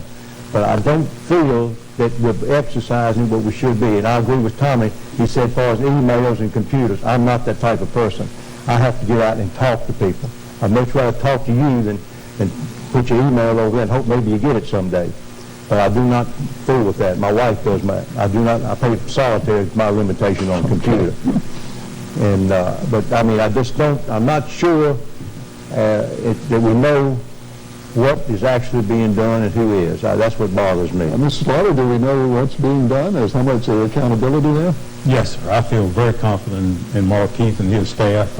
We work very closely with them. I know the limitations they've got as far as workforce is one thing. I mean, HG related to it earlier, the film industry, Eastman. We've started training classes now to train employees for them. And that's another big thing that people look at when they're looking to move a company in is if you've got the workforce to supply us what we need. And we've got some that's been kind of on the borderline. They come because we begged and because we put forth a lot of effort and not knowing where they were going to get them or not. But, we've got them, but we've lost them because, Mark just says we cannot supply what they're asking. And he says once they get the thing before them that you've lied to them, then they're not going to come back to you again. So that's well the way we probably want to pursue that area when we come back. Also, we're going to take a break now. When we come back, I'd like both of you to give it some thought. And if you have a question, you'd like to ask directly to the other candidate, we'll have you give you an opportunity to do that if you want to. And we will be back with more on tonight's debate after these messages.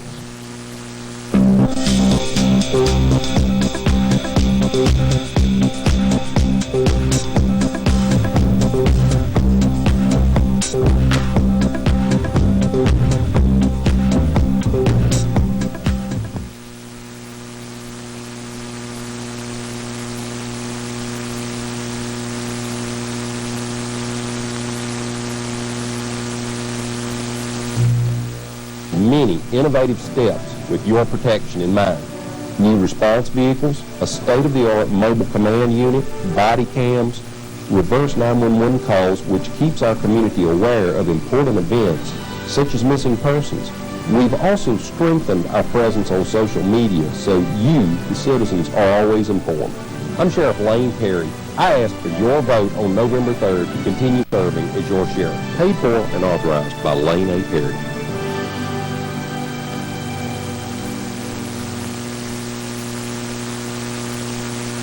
Get ready for a historic job announcement in Martinsville and Henry County. My name is Jay. I'm the Client Services Manager. Essentially, I manage the relationship between ADECO and eBay Enterprise for their staffing. This year, we got a lot of exciting stuff going on. eBay Enterprise is experiencing massive growth. They're growing at a rate of about 30% year over year right now, which translates to growth for the ADECO office.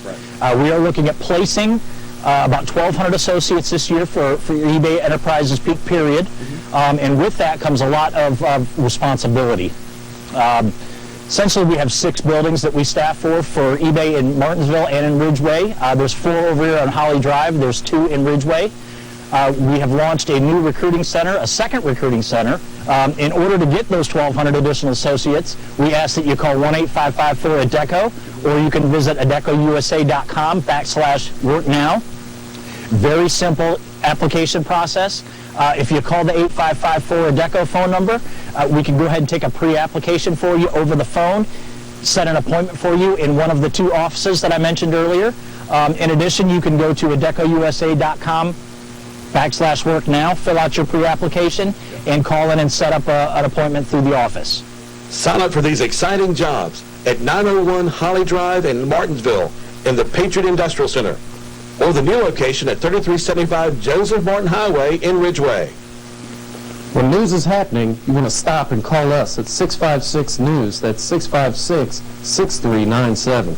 Hi, I'm H.G. Vaughn, and for nearly 16 years, I've had the honor and the privilege of representing the Ridgeway citizens on the Henry County Board of Supervisors.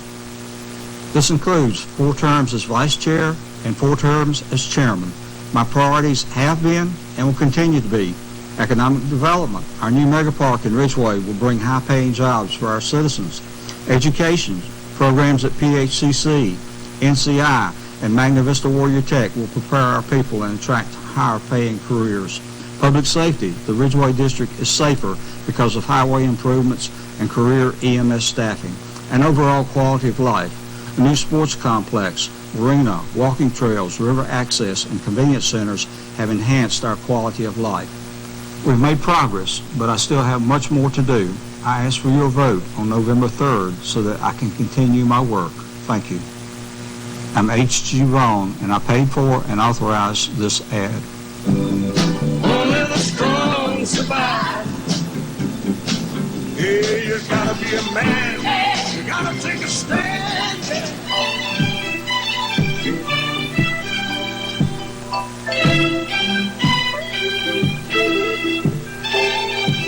Mike Colson here in Collinsville, Virginia at Colson Services, where we have the one and only $35 a month hotspot.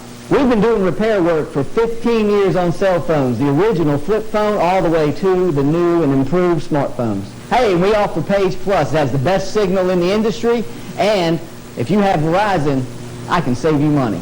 Another good part about coming to Colson Services is you can understand me. I am an American, and I do provide service. Colson Services, located at 2545 Virginia Avenue, right across the street from Advance Auto, right here in the middle of Collinsville, 276-647-7976. Find us on Facebook. Home of the $35 hotspot. Hey folks, I turn on the TV and all I see are these crazy car commercials, people yelling and lying. No wonder why people hate to go to a car dealership. My name is Chuck and I'm the general manager here at Tri-City Kia, and we do things a little bit different. You want to come into the lot, you want to browse around in our cars and leave, you can. We will never get beat by a big city dealer. Take a look at this, $13,990 for a brand new 16 Kia Soul, no jumping through hoops, the lowest dock fee around. That's only in Eden, North Carolina, US of A. Kim and I have been married for 27 years, and trust me, Kim will make a big difference in Richmond.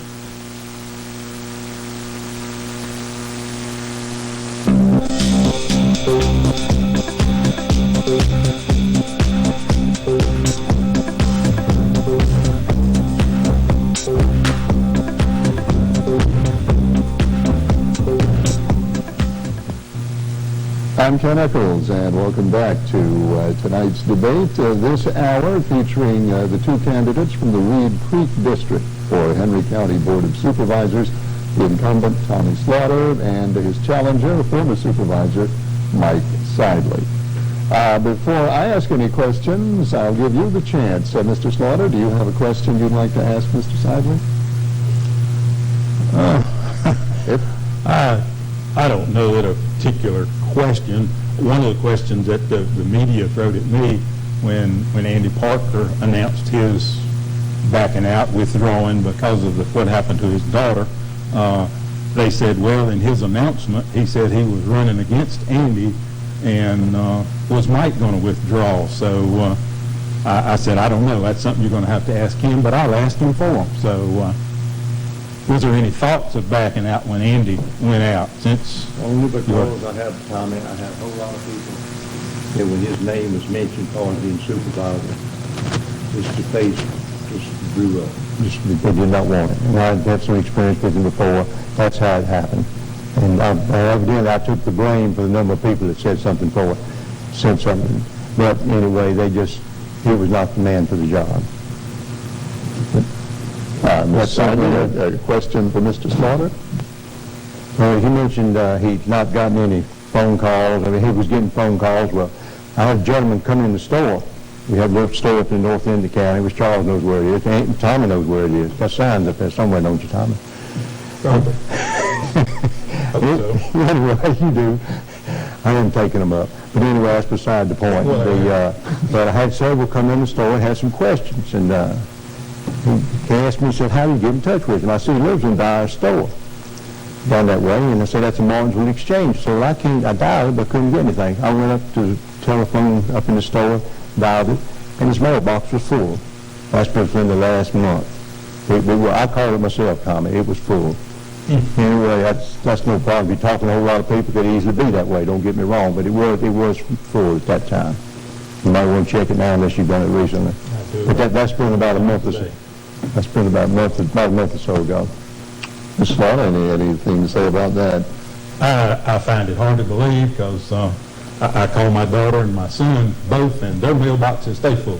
And I stay with them all the time about trying to clean them out. So my wife and I both check them every time we come in, and most of the time clear out, because about 90% of it's your credit card or your interest rate or, something, them crap calls that you get that you don't answer to start with, and you let the answering machine get them, even though you're standing there listening to it. So I find it hard to believe, and like I say, the ones I've talked to and stuff, they've got through, so I don't know what the answer is. I assure you, I did not when I called down there.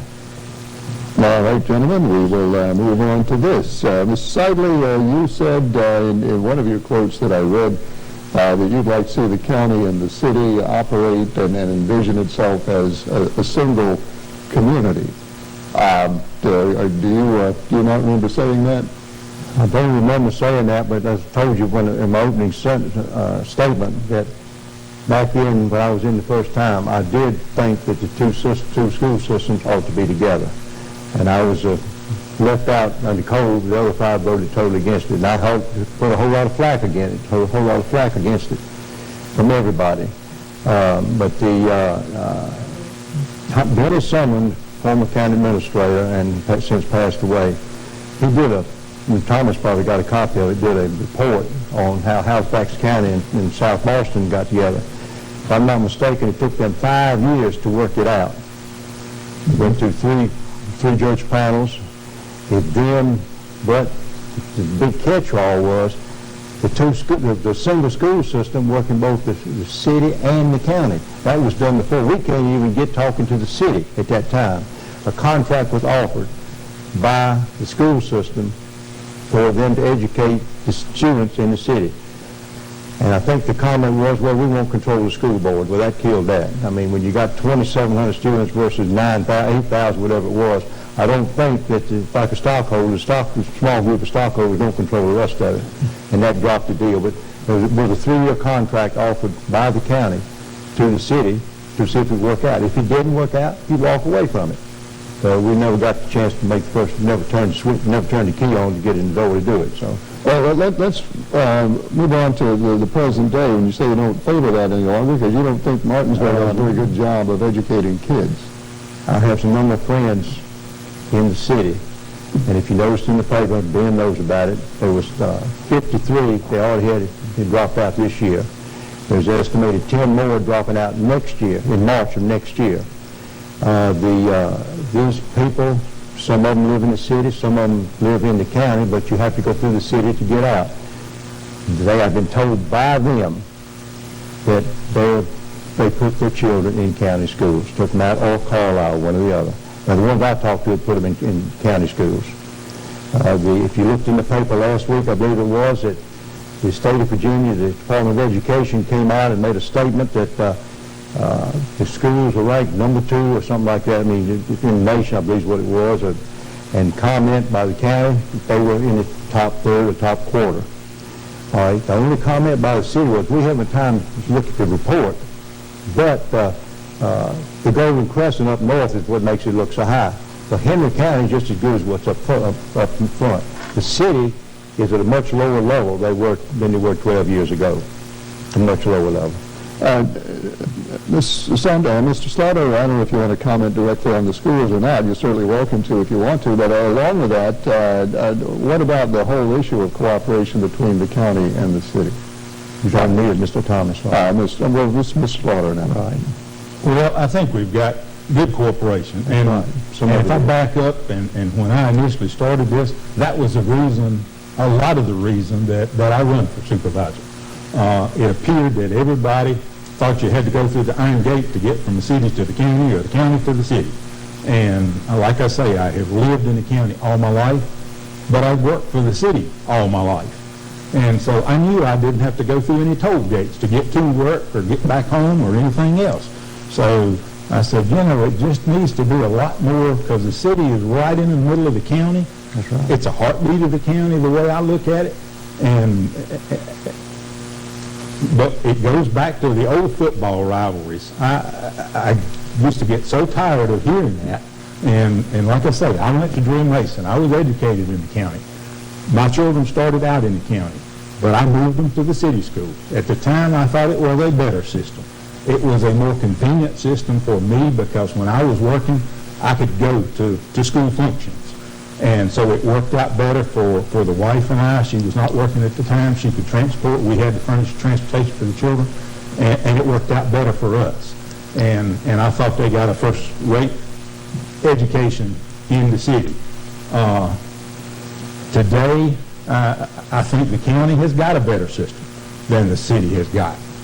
I don't know the reason. The only thing I can relate to it is because you're dealing with more inner city kids now than you were in the past. Back when my children were in there, you had doctors and lawyers and so forth, not saying that their kids are any better than anybody else's, but they participated a lot more. I think that's a real problem. It's a breakdown of the family. As Dr. Ben Carson says, we got a lot of problems in this world today, and that's the number one problem, is a breakdown of the family. The kids don't have the support. My daughter taught in the city for a couple, 3 years before she went to the county. And that was one of her things. She said, I've got 19 kids, I have a PTO meeting, I have one, maybe two parents show up. And that doesn't happen when my children were in there. We were there most of the time, both parents. But now you've got so many single home parents, you've got grandparents raising kids, you've got kids raising kids, and that's the problem. It's affecting the county as well. I mean, I hear it from my daughter teaches in the county, my daughter-in-law teaches in the county. Well, so I hear it now in the county as well, but maybe not to the point that it is in the city. Well, let's move on to that point. If Martinsville is the heartbeat of the county, I mean, there may be a heart condition right now because Martinsville is in a lot of trouble. Perhaps broke. Not everybody agrees whether the city is broke or not, but certainly in financial trouble. How is that going to affect the county if things continue to deteriorate in Martinsville? Start with you, and then we'll go to Mr. Seidel. I'm scared it can hurt us in the county. But if nothing else, if they revert back, and all they've got to do is the vote and start the reversion, and we're going to pick it up. I mean, we don't have any choice. If they turn their charter, then we get it all. So, that's going to be a financial burden on us. And that's one reason that we've all worked together trying to make sure that they can stay afloat. And hopefully they can. I know they've had a lot of industrial losses, closing the factories and stuff that they've had. They've had a lot of rate increases. Their electric rate, back when I used to work for the city, they bought electric power and resold it, and they made a good profit off of that. They had the electric department. They've still got the electric department. There's been talk of doing away with that. And but when my power goes out, it might take 10 or 12 hours for Appalachian, and it'll probably take longer now, but to get there to repair it. But when the power goes out in the city, they see a truck almost immediately. So it's some real advantages to living in the city and being, but you have to pay for some of those advantages. They've got police departments, they've got fire departments, paid fire departments where we've got volunteers in the county, and I'm not knocking the volunteers. I'm just saying they're volunteers. They're not sitting there waiting on the calls to come in. So, it's a give and take situation, and it's, it could be bad for us. Ms. Sadley, what does county need to do to, I guess, maybe try to help the city, and if not, prepare for what might happen? That's one of the reasons I'm running. Back up as far as what was said a minute ago. I had a friend of mine came in the store, which is probably 6 days a week up there, and he said, Mike, you know what you said 4 or 5 years ago? I said, what was that? I did a whole lot of talking anyway. He said, you said the city was broke. That was the same day it came out that you're going to have $3 million short on the budget for next year. And I've been saying that for years, that the city has got to stop spending money. I mean, there's nobody that's ever gotten out of debt by spending money. Maybe one up running for president, but I mean, nobody else has. But I think I'm a little bit, let's see, what's the right word? It takes a little bit long, I believe, in what Mr. Slaughter said as far as the two getting together. There is a process that has to go through, which is Dennis Sumner wrote up in his book, as far as the reverting. But each one has a proposal they put in, and goes to one 3-judge panel. They then come back with a solution. They try to negotiate something between it. But I would hate to think that we just go down arbitrarily say, send your bills to the county over there. I don't see it that way. You're going to have to work out some way for them to stop spending money. I mean, they spent, $7.5 million last week to not have anybody read water meters. Well, how long is that going to work? They can't keep the street lights burning in town, much less working for something going to broadcast it to an antenna. I have a problem with that. I think the man walking like the PSA does and read the meter. That's what it needs to be done. The time will tell you, technology is great, but as he said a while ago, that's not the way to do it. It needs to have the personal touch on it to make it work. That's my saying. But anyway, he said the technology, the internet is not what it is. But I think it can be done, but you're going to have to get a group down that strongly believes in the interest of Henry County. And I'm not sure that we have all of that over there now. We need to take a break, gentlemen, and we will continue. We got another hour and a half. Well, that depends on how good you are. You keep us interested, we may stay all night. But in any event, we will be back for at least another 20 minutes right after these messages. Thank you.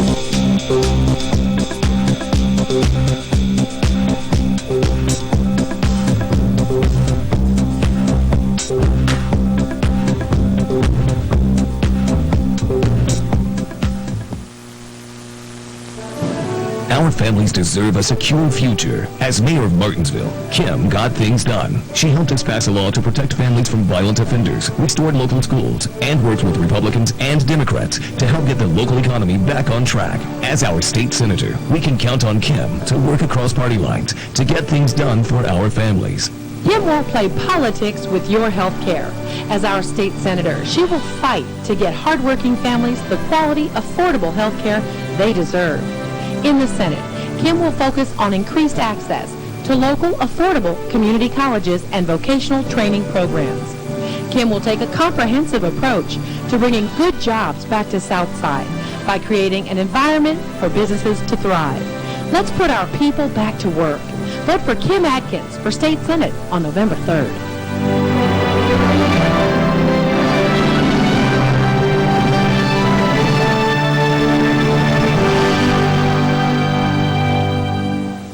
Here at Martinsville Electronics, we've got all your accessories and cards that you'll need to keep your computer running. Keeping in stock new and used computers. Not only do we cover sales, but don't forget about our award-winning service, featuring great deals on Dell desktops and laptops. Martinsville Electronics, 1104 Chatham Road, across from Cooper Field, 276-632-8786. How about you give me a good deal on this vehicle, and I'll show you my trick. Okay. Ooh.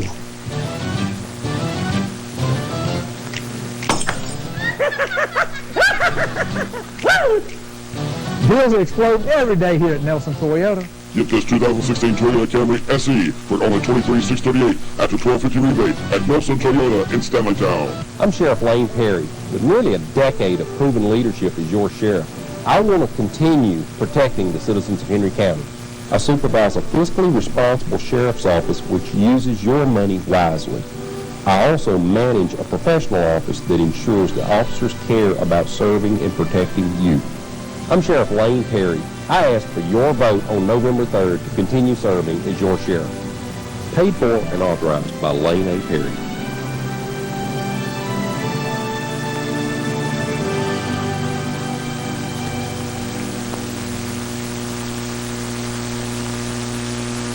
Last year, the Martinsville-Henry County SPCA rescued 2,880 animals from 18 cities and counties in Virginia and North Carolina. Many were victims of cruelty and neglect. Through our adoption and rescue efforts, these animals are now in loving homes. Many were abandoned in high-kill shelters with nothing more than memories of a cruel life.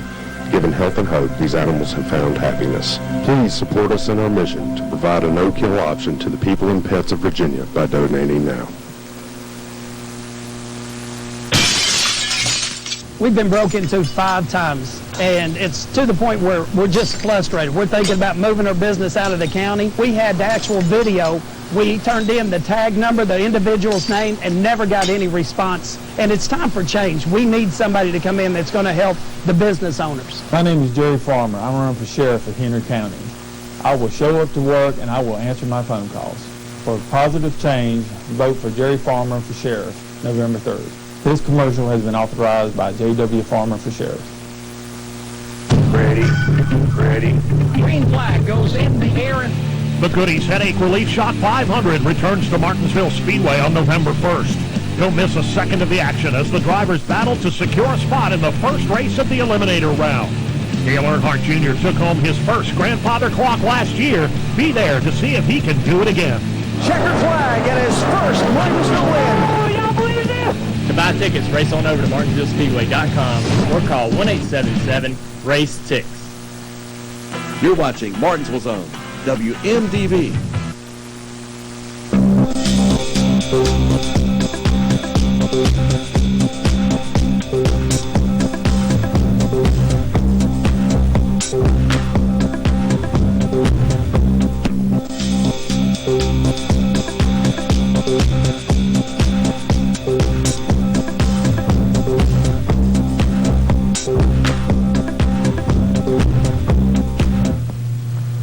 Ken Eccles, welcome back for the final few minutes of our debate tonight between Mike Seidley and Tommy Slaughter, the candidates for the Henry County Board of Supervisors from the Reed Creek District. Gentlemen, we were talking about Martinsville, and just as a final word or two about that, there are some complications and some things they have to go through to revert, but we know reversion does happen. South Boston has done it. It can be done. Now, presumably, if Martinsville continues to have problems and those problems continue to get worse, then reversion is certainly going to be something that we look at. I think you both indicated it would be in the county's interest to prevent that. So is there anything, and Mr. Slaughter, we'll start with you on this one, is there anything the county is not doing that the county ought to look at doing to try to support Martinsville to make that reversion less likely? Well, I think we're doing a lot right now. A big thing we're doing is we're partnered with them on the industrial parks. And what it means is we're doing the upgrades, the water, the sewer, the grading, whatever needs to be done. As soon as that money comes out, then any profits is being split between the city and the county. So that is helping them. We partnered with the Social Services Department already and got them working together. So that cut down on their budget. There might be a number of things that we could do or other things we can look at, but, trying to get them together at the table is a big thing until it comes down to that do or die. You say the city isn't cooperative? No, I'm not saying that. I'm just saying that both of us likes our terrain, I guess, or our territory, and that we try to protect it as much as we can. So, because we know that it's going to cost us, they know they're going to be giving up some things and all if they do revert back. The one thing that we see that would be a killer is if they do revert and go back to town status, they can start annexing. And to whereas a city, they cannot annex. So if they do revert back to a town, then we've got all these industrial parks right around the city limits that, they could start annexing into the town limits then. So that would be a real devastation to us. Not only the school system we'd have to take over and fund, but they could start annexing our industrial parks and land around the city. Mr. Seidley, how does the county prevent that reversion? Well, as Tommy mentioned, I was over there when Social Services wasn't done too, and that worked out well. Sheriff's Department, I was on that too.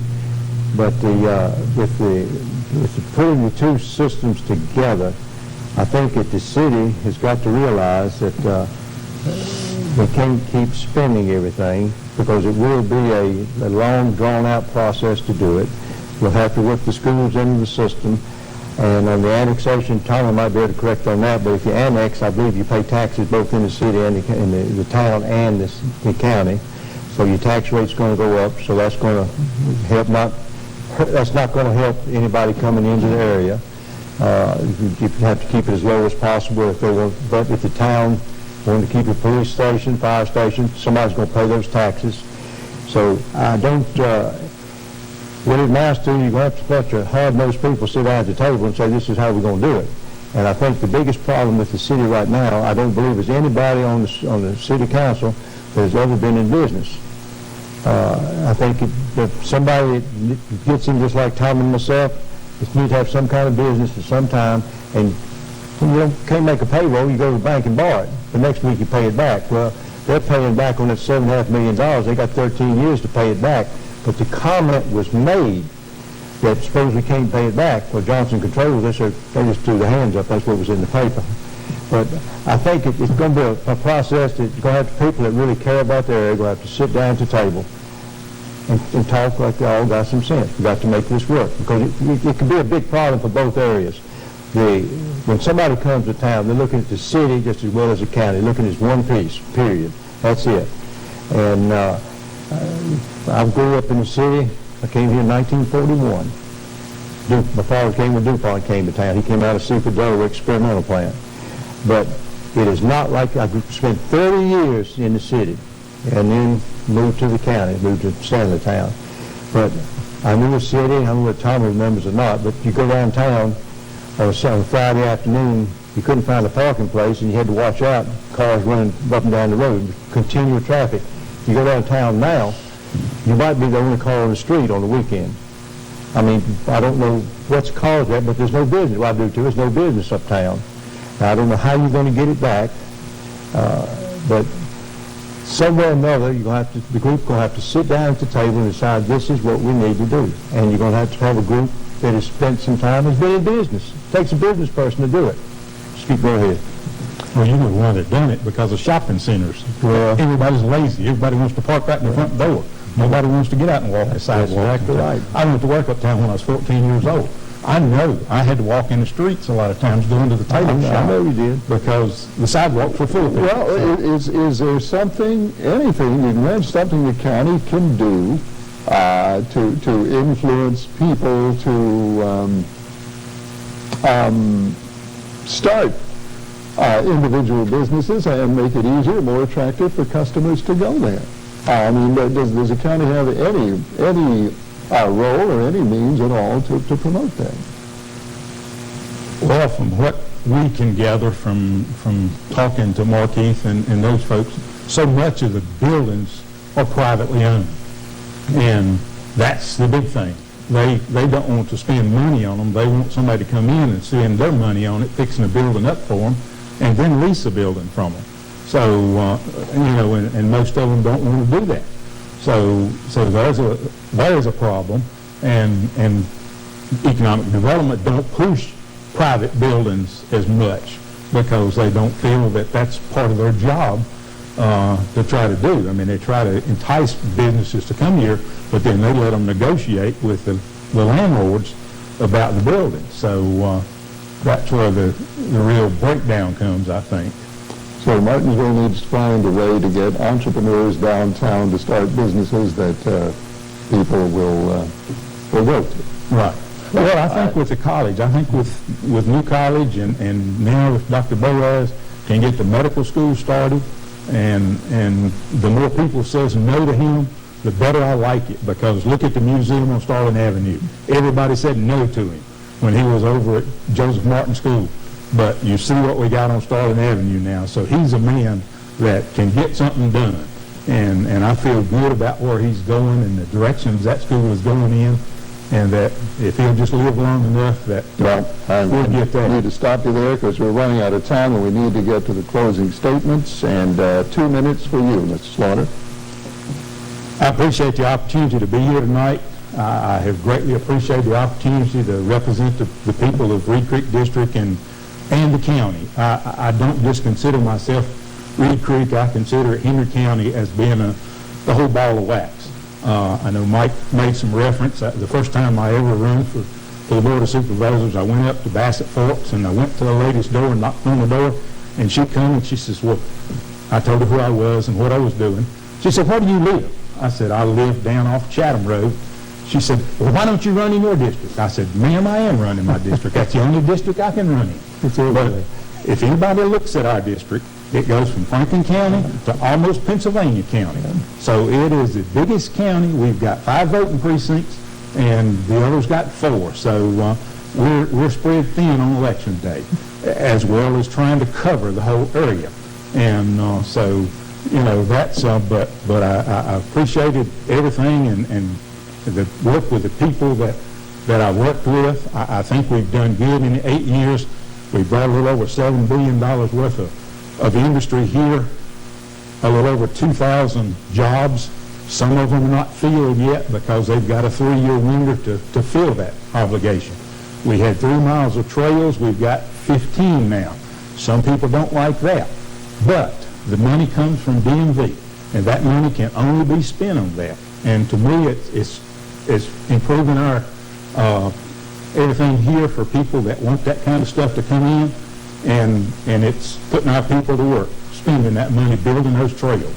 So I look at those as a plus as well for our community. So, but I would appreciate the votes on November the 3rd and look forward to serving the people an additional 4 years.